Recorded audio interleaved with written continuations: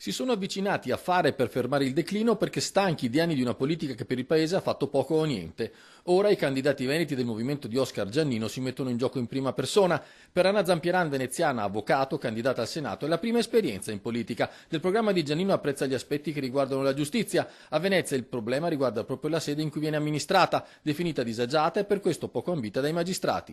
Proprio perché la sede di Venezia è una sede che e per struttura e anche per grado di complessità, proprio per rappresentanza popolare, il numero di abitanti e diversità, disomogeneità del territorio, necessita di un numero importante di magistrati. La trevigiana Alessandra Pegorer, ex vicepresidente degli industriali della sua città, candidata alla Camera, ha seguito con attenzione il movimento di Giannino fin dall'inizio. La cosa che apprezza di più sono gli interventi sulla politica industriale ed economica. Diminuzione della spesa pubblica con punti precisi e in questo modo parlo in particolar modo della riduzione del cuneo fiscale che rende immediata l'energia sia per le imprese che per i dipendenti. Pegorer aggiunge che a Treviso si sta pensando anche a una lista in vista delle prossime amministrative.